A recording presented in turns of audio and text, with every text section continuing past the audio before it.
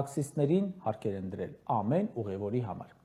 Ծխախոտի եւ ալկոհոլային խմիչքների ակցիզային հարկը թանկացրել է։ Անշարժ գույքի հարկը աստղաբաշխական է թանկացել։ Դատարան դիմելու տուրքերը թանկացել են, ավտոներկրողների հարկերը շատացրել է, բազմաթիվ ոլորտներում գործողների շրջանառության հարկի դաշտից տեղափոխել է հարկման ընդհանուր համակարգ, տրանսպորտը թանկացրել են, կարմիր գծերը թանկացրել են, աճել են արտաքին գովազդի տուրքերը, շինթույլտվության տուրքերը, բնակարանի վարձակալության համար հարկեր են գանձում, 0% գյուղվարկերը չեղարկվել են, սա քիչ էր, մտցրել են համընդհանուր հայտարարագրման համակարգ, որ բոլորի ֆինանսները վերահսկեն։ Նիկոլը, որ նոր էր եկել իշխանության, ոստիկանությունը նախագիծ էր բերել, որ ոստիկանները ունենան տեսախցիկներ իրենց ավտոմեքենաների վրա ու թաքուն նկարեն խախտումները տուգանեն։ Նիկոլն ասաց, «Էս ինչ եք ասում, հետ տարեք այս նախագիծը, ժողովուրդը տուգանքի մատերիալ չէ»։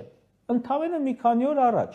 ներքին գործերի նախարարը հայտարարեց, պարեկների, մեքենաների, տանիքներին կտեղադրվեն 360 աստիճան նկարող սարքեր, որոնք կողքից, հետևից, առջևից, վերևից, ներքևից կստուգեն ու կտուգանեն վարորդներին։